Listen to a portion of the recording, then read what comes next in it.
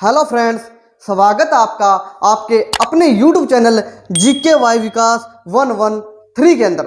दोस्तों, हमने political science की सीरीज स्टार्ट की हुई है। हमने 3 वीडियो चैनल पर डाल दी है। आज वीडियो नंबर 4 है। दोस्तों, हमने उन 3 वीडियो के अंदर बहुत इंपॉर्टेंट प्रश्न किए हैं भारतीय संविधान से संबंधित।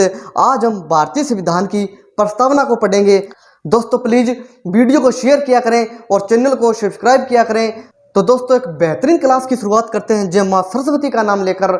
भारतीय संविधान की प्रस्तावना को क्या कहा जाता है और उद्देशिका क्यों कहा जाता है? मैंने आपको पहली वीडियो में बताया था कि पंडित जवाहरलाल नेहरू ने संविधान सभा की तीसरी बैठक में 13 दिसंबर 1946 को उद्देश्य प्रस्ताव पेश किया। यही उद्देश्य आगे चलकर क्या बनी है? प्रस्तावना बनी है। प्रस्तावना किस देश से ली गई है? अमेरिका से। प्रस्तावना किस देश से ली गई है? अमेरिका से। अगर प्रस्तावना की भाषा हमने कहाँ से ली है? ऑस्ट्रेलिया से ली है। अगर प्रस्तावना पूछी जाए तो अमेरिका से, अगर प्रस्तावना की भाषा पूछी जाए ऑस्ट्रेलिया से। और इसे क्या कहा जाता है? उद्देशिका कहा जाता है, क्योंकि पंडित जवाहरलाल नेहरू ने संविधान सभा की तीसरी बैठक में 13 दिसंबर 1946 को उद्देश्य प्रस्ताव पेश किया था। यही उद्देश्य आगे चलकर प्रस्तावना बनी है। प्रस्तावना की शुरुआत किन शब्दों से होती है? हम भारत के लोग। हम भारत के लोग। और अंत में क्या शब्द लिखे गए हैं कि 26 नवंबर 1949 को हम संविधान को अंगीकृत, अधिनियमित या आत्मर्पित करते हैं। स्टार्ट में क्या शब्द लिखे गए प्रस्तावना में? हम भारत के लोग। और अंत में 26 नवंबर 1949 को हम संविधान को अंगीकृत, अधिनियमित या आत्मर्पित करते हैं। अगर ये 3 शब्द आ जाए, अंगीकृत आ जाए, अधिनियमित आ जाए या आत्मर्पित आ जाए, तो आपको किस डेट के साथ जाना है? तो 26 नवंबर 1949 के साथ जाना है। अगर आ जाए लागू कब हुआ, तो 26 जनवरी 1950 के साथ जाना है। 26 जनवरी 1950। अगर एग्जाम में अंगीकृत आ जाए, अधिनियमित आ जाए या आत्मर्पित आ जाए, तो आपको क्या लगा के रहना है? 26 नवंबर 1949। अगर इस तरह आ जाए कि संविधान लागू कब हुआ, तो 26 जनवरी 1950 को। अब हम पढ़ेंगे भारतीय संविधान के स्रोत, स्वरूप और उद्देश्य है कि प्रस्तावना में क्या स्वरूप है, क्या उद्देश्य है। भारतीय संविधान के स्रोत: हम भारत के लोग। हम भारत के लोग या जनता। हम भारत के लोग या जनता। भारत की जनता ही संविधान की क्या है? शक्ति है, स्वरूप। संपूर्ण प्रभुत्व संपन्न। संपूर्ण प्रभुत्व संपन्न का अर्थ है वह देश जो बिना किसी हस्तक्षेप के निर्णय ले, चाहे वह निर्णय आंतरिक हो या निर्णय विदेशी हो। वह देश जो निर्णय स्वतंत्र होकर निर्णय ले, न किसी देश, अन्य देश का हस्तक्षेप हो। पहले हम ब्रिटिश के दिन होते थे तो हमारे निर्णय कौन लेते थे? ब्रिटिश सरकार लेती थी। लेकिन अब हमारा देश क्या है? संपूर्ण प्रभुत्व संपन्न है, यानी हम आज़ाद हैं। हमारा देश खुद निर्णय लेता है। जो देश खुद निर्णय ले वह क्या है? संपूर्ण प्रभुत्व संपन्न देश है। समाजवादी।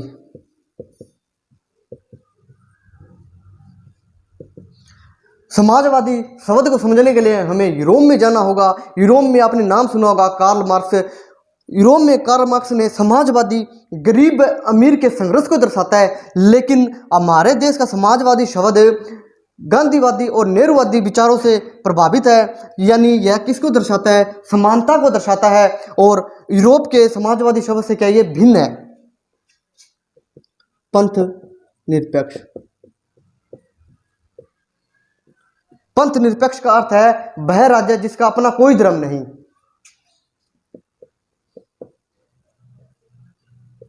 लोकतंत्रात्मक। लोकतंत्रात्मक का अर्थ है जनता का शासन। यानी आपने इब्राहिम लिंकन की स्टेटमेंट सुनी होगी कि जनता के द्वारा जनता के लिए, यानी जनता का शासन, यानी लोकतंत्रात्मक। गणराज्य या गणतंत्र। गणराज्य या गणतंत्र यानी रिपब्लिक। गणराज्य का अर्थ है कि राज्य वंशागत ना हो, वंशानुगत ना हो। राज्य क्या ना हो? वंशानुगत न हो, यानी राज्य पैतृक ना हो, पैतृक ना हो। गणराज्य का अर्थ यानी राज्य वंशानुगत न हो। उद्देश्य क्या है प्रस्तावना के? ये तो हो गया प्रस्तावना के स्वरूप, ये होगा स्रोत। उद्देश्य क्या है? उद्देश्य न्याय। न्याय, न्याय कितने प्रकार के? 3, सामाजिक, आर्थिक और राजनीतिक न्याय। प्रस्तावना में कितने प्रकार की न्याय की बात की गई है? 3 प्रकार की न्याय की बात की गई है। एग्जामिनर किस प्रकार प्रश्न बनाता है न्याय से कि प्रस्तावना में कितने प्रकार की न्याय की बात की गई है? 3 प्रकार की गई है। आपको चौथा डाल देगा, इस तरह दे देगा कि सामाजिक न्याय, आर्थिक न्याय, राजनीतिक न्याय, धार्मिक न्याय। लेकिन प्रस्तावना के अंदर धार्मिक न्याय की बात नहीं की गई। कितने न्याय की बात की गई है? 3 प्रकार के न्याय की बात की गई है, सामाजिक न्याय, आर्थिक न्याय और राजनीतिक न्याय। आपको सीरियल वाइज भी लगाना आ सकता है, क्योंकि आप किस तरह ही याद रख सकते हो इसको सर लिखकर। सर तो आपने पढ़ा होगा, सर सर बीच में आ गया तो सर यानी सामाजिक, आर्थिक और राजनीतिक। आपको इस प्रकार भी प्रश्न पूछा जा सकता है कि इनको सीरियल वाइज लगाएं तो सामाजिक, आर्थिक और राजनीतिक 3 प्रकार की न्याय की बात किसमें की गई है? प्रस्तावना के अंदर की गई है। स्वतंत्रता, स्वतंत्रता। प्रस्तावना के अंदर कितने प्रकार की स्वतंत्रता की बात की गई है? 5 प्रकार की। धर्म की स्वतंत्रता, उपासना की स्वतंत्रता, विश्वास की स्वतंत्रता, धर्म की स्वतंत्रता, उपासना की स्वतंत्रता, विश्वास की स्वतंत्रता, विचार की स्वतंत्रता और अभिव्यक्ति की स्वतंत्रता। प्रस्तावना में कितनी प्रकार की स्वतंत्रता की बात की गई है? 5 प्रकार की स्वतंत्रता की बात की गई है। धर्म की स्वतंत्रता, हमें स्वतंत्रता कि हम चाहे कोई भी धर्म अपना सकते हैं। उपासना की स्वतंत्रता, हमें स्वतंत्रता है, हम किसी भी देवी या देवता को पूज सकते हैं। विश्वास की स्वतंत्रता, विचार की स्वतंत्रता और अभिव्यक्ति की स्वतंत्रता। प्रस्तावना के अंदर 5 प्रकार की स्वतंत्रता की बात की गई है और 3 प्रकार की न्याय की बात की गई है, सामाजिक, आर्थिक और राजनीतिक। प्राचीन समय में जैसे मुगल थे, मुगल बाबर आया, बाबर का बेटा हुमायूं आया, फिर अकबर आया, फिर जहांगीर आया, फिर आया, फिर औरंगजेब आया। पहले क्या था? पहले राजतंत्र था, यानी राजा का बेटा ही राजा बनेगा। आपको सीरियल वाइज भी ये लगाना आ सकता है कि आप पहले किस न्याय की बात की गई है? सामाजिक न्याय की बात की गई है, फिर आर्थिक न्याय की और फिर राजनीतिक न्याय की। आपको सर से याद रख सकते हो, सर, सामाजिक, आर्थिक और राजनीतिक। उद्देश्य क्षमता, किसकी? प्रतिष्ठा व अवसर की, प्रतिष्ठा व अवसर की। उद्देश्य क्या है कि समता किसकी? प्रतिष्ठा व अवसर की। व्यक्ति की गरिमा, व्यक्ति को गरिमा पूर्वक जीवन जीने का अधिकार है। राष्ट्र की एकता एवं अखंडता। अखंडता शब्द बाद में जोड़ा गया, मैं आपको आगे बताऊंगा ये शब्द कब जोड़ा गया है। और बंधुता, बंधुता का अर्थ है आपसी भाईचारा। उद्देश्य क्या? क्षमता, किसकी क्षमता? प्रतिष्ठा व अवसर की समानता या क्षमता। व्यक्ति की गरिमा, यानी व्यक्ति को गरिमा पूर्वक जीवन जीने का अधिकार है। राष्ट्र की एकता व अखंडता का जिक्र किसमें किया गया? प्रस्तावना के अंदर। और बंधुता, आपसी भाईचारे का जिक्र किसमें किया गया है? प्रस्तावना के अंदर किया गया है। स्वरूप क्या है? संपूर्ण प्रभुत्व संपन्न वह देश जो बिना किसी हस्तक्षेप के निर्णय ले संपूर्ण प्रभुत्व संपन्न देश है। समाजवादी, यानी इसमें क्या है? ये यूरोप वाला समाजवादी नहीं है, इससे भिन्न है। वहाँ पर क्या है? अमीर व गरीब के संघर्ष को दर्शाता है, लेकिन यहाँ समानता को दर्शाता है। पंथ निरपेक्ष का अर्थ है राज्य का अपना कोई धर्म नहीं है। लोकतंत्रात्मक, जनता का शासन। और गणराज्य, गणराज्य का अर्थ है कि यहाँ पर राज्य क्या नहीं होगा? वंशानुगत नहीं होगा। और संविधान का स्रोत हम भारत के लोग या भारत की जनता ही संविधान को क्या शक्ति प्रदान करती है। एन.ए. पालकीवाला, एन.ए. पालकीवाला ने प्रस्तावना को क्या कहा है? परिचय पत्र। एन.ए. पालकीवाला ने प्रस्तावना को क्या कहा है? परिचय पत्र। अलादी कृष्णस्वामी अय्यर, इन्होंने प्रस्तावना को क्या कहा है कि प्रस्तावना दीर्घकालीन सपनों को बताती है।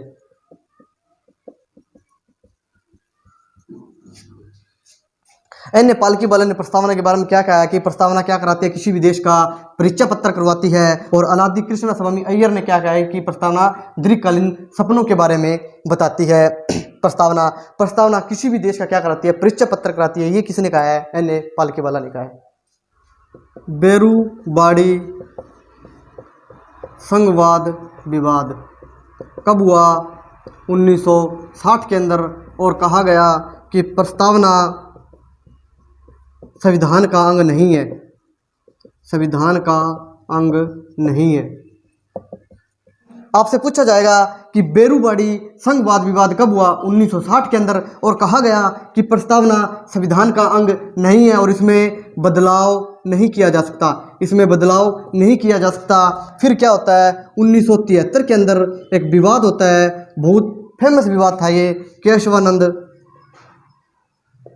केशवानंद भारती विवाद। कब हुआ? 1973 के अंदर। 1973 में केशवानंद भारती विवाद हुआ और कहा कि प्रस्तावना किसका अंग है? संविधान का अंग है, संविधान का अंग है और इसमें क्या हो सकता है? बदलाव हो सकता है। प्रस्तावना में मात्र एक ही बार बदलाव हुआ है। कब? 42वें संविधान संशोधन द्वारा। कब हुआ 42वां संविधान संशोधन? 1976 के अंदर। और प्रस्तावना के अंदर 3 शब्द जोड़े गए थे, समाजवादी, पंथनिरपेक्ष व अखंडता। प्रस्तावना में मात्र एक ही बार संशोधन हुआ है। कब हुआ है? 42वें संविधान संशोधन द्वारा। कब हुआ? 1976 के अंदर। और प्रस्तावना में 3 शब्द जोड़े गए थे, समाजवादी, पंथनिरपेक्ष और अखंडता। या वो सीरियल वाइज भी लगाने आ सकते हैं कि पहले शब्द समाजवादी जोड़ा गया, फिर पंथनिरपेक्ष जोड़ा गया, फिर अखंडता जोड़ा गया। कब?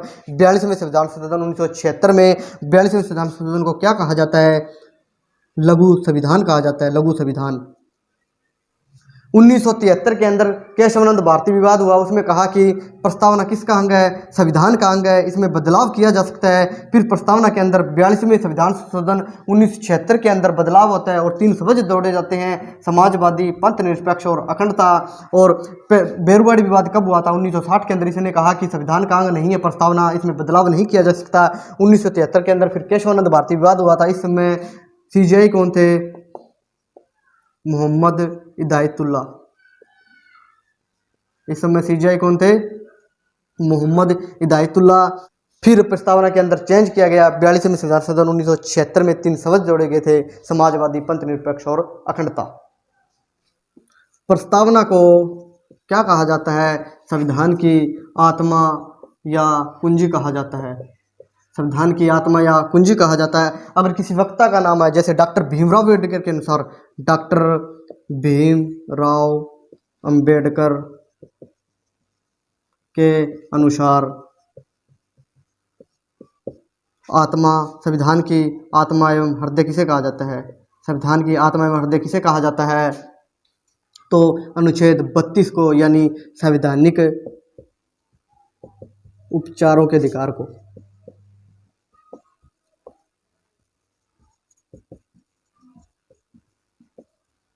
अगर आपसे पूछा जाए कि डॉक्टर भीमराव अंबेडकर के अनुसार संविधान की आत्मा या हृदय किसे कहा जाता है, तो अनुच्छेद 32 को, यानी संवैधानिक उपचारों के अधिकार को। अगर किसी वक्ता का नाम ना आए और सीधा पूछा जाए कि संविधान की आत्मा या कुंज किसे कहा जाता है, तो किसे कहा जाता है? प्रस्तावना को कहा जाता है।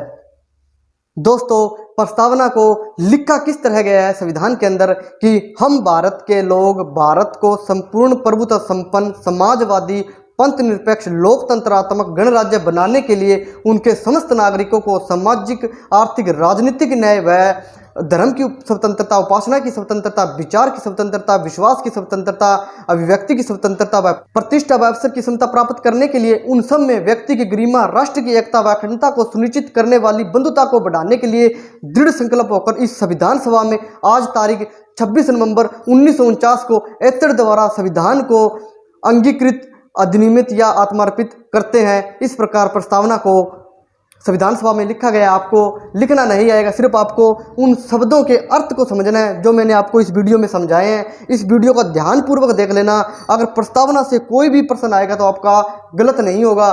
तो फ्रेंड्स, वीडियो को कंप्लीट देखना। उम्मीद करता हूँ आपको ये वीडियो पसंद आई है। अगर आपको ये वीडियो पसंद आई है तो दोस्तों वीडियो को लाइक करना, चैनल को सब्सक्राइब करना और वीडियो को अपने दोस्तों के साथ शेयर जरूर करना। दोस्तों आपके साथ की जरूरत है। अगर आप साथ दोगे तो आपको इससे भी बेहतर कंटेंट मिलेगा दोस्तों। सीईटी तक आपको complete India GK, Haryana GK, political science, history आपको कंप्लीट करा दी जाएगी दोस्तों। सिर्फ आपके साथ की ज़रूरत है दोस्तों। मैं इतना कहना चाहता हूं दोस्तों, चैनल को सब्सक्राइब जरूर किया करें और वीडियो को शेयर जरूर किया करें। धन्यवाद दोस्तों, धन्यवाद।